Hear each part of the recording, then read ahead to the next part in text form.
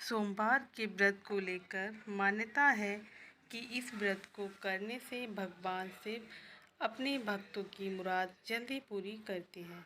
सोमवार का दिन भगवान शिव को समर्पित है, इसीलिए इस दिन भगवान शिव की पूजा और व्रत करने का महत्व और भी ज़्यादा बढ़ जाता है।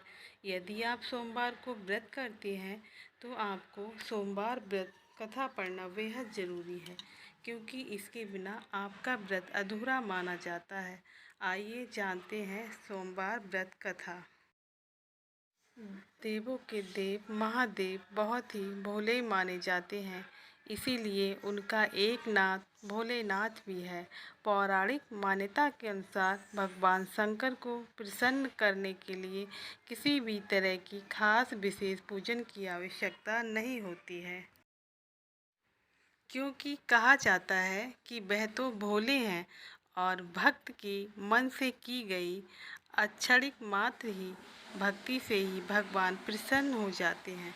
अगर आप भी शिव की भक्ति और कृपा पाने के लिए सावन के सोमवार का व्रत करते हैं तो इस कथा से भोलेनाथ को प्रसन्न कर सकते हैं। एक बार किसी एक नगर में एक साहूकार था। उसके घर में धन की कोई कमी नहीं थी, लेकिन कोई संतान न होने के कारण वह बहुत दुखी था। संतान प्राप्ति के लिए वह हर सोमवार को व्रत रखता था और पूरी श्रद्धा के साथ शिव मंदिर जाकर भगवान शिव और माता पार्वती की पूजा करता था। उसकी भक्ति देखकर एक दिन माँ पार्वती प्रसन्न होकर भगवान शिव से साहूकार की मनोकामना पूर्ण करने का निवेदन किया। पार्वती जी के आग्रह पर भगवान शिव ने कहा कि हे पार्वती, इस संसार में हर प्राणी को उसके कर्मों का फल मिलता है और उसके भाग में जो है वो उसे भोगना ही पड़ता है। लेकिन पार्वती जी ने साहूकार की भक्ति देखकर उसकी मनोकामना पूर्ण करने की इच्छा व्यक्त की।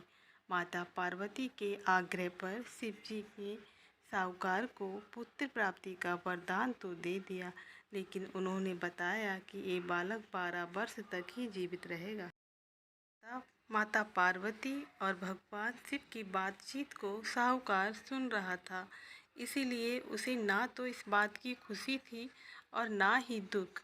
वो पहले की भांति शिव जी की पूजा करता रहा। कुछ समय के बाद साहूकार की पत्नी ने एक पुत्र को जन्म दिया। जब वह बालक 11 वर्ष का हुआ तो उसे पढ़ने के लिए काशी भेज दिया गया। जब वह बालक 11 वर्ष का हुआ तो उसे पढ़ने के लिए काशी भेज दिया गया। साहूकार ने पुत्र के मामा को बुलाकर उसे बहुत सारा धन देते हुए कहा कि तुम इस बालक को काशी विद्या प्राप्ति के लिए ले जाओ। तुम लोग रास्ते में यज्ञ कराते जाना और ब्राह्मणों को भोजन दक्षिणा देते हुए जाना। दोनों मामा भांजे इस तरह यज्ञ कराते और ब्राह्मणों को दान दक्षिणा देते काशी नगरी निकल पड़े। इस दौरान रात में एक नगर पड़ा, जहां नगर के राजा की कन्या का विवाह था। लेकिन जिस राजकुमार से उसका विवाह होने वाला था वह एक आँख से काना था। राजकुमार के पिता ने अपने पुत्र के काना होने की बात को छुपाने के लिए सोचा, क्यों ना उसने साहूकार के पुत्र को दूल्हा बनाकर राजकुमारी से विवाह करा दूं। विवाह के बाद इसको धन देकर विदा कर दूंगा और राजकुमारी को अपने नगर ले जाऊंगा। लड़के को दूल्हा के वस्त्र पहनाकर राजकुमारी से विवाह करा दिया गया।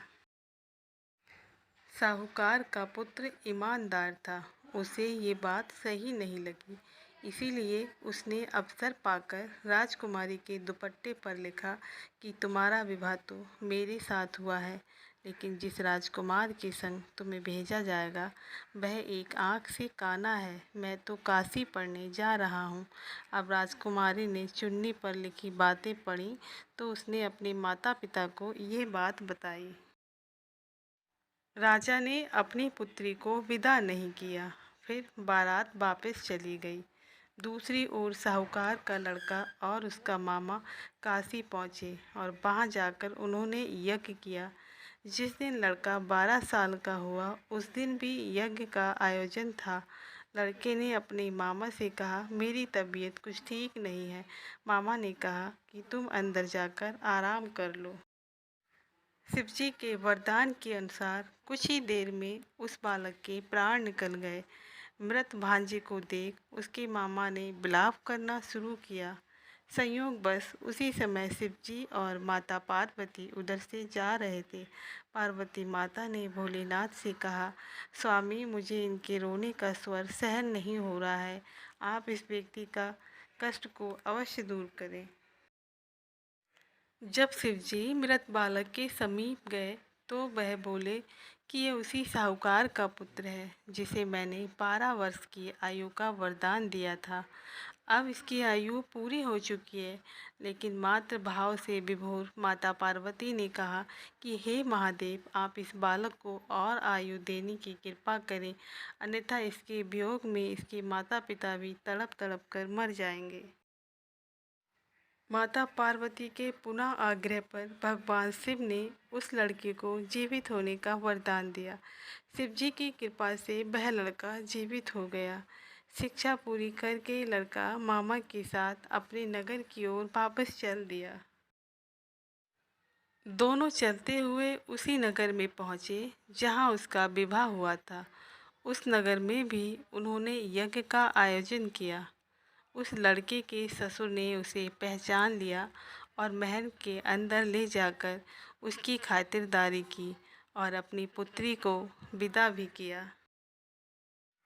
इधर साहूकार और उसकी पत्नी भूखे प्यासे रहकर बेटी की प्रतीक्षा कर रहे थे।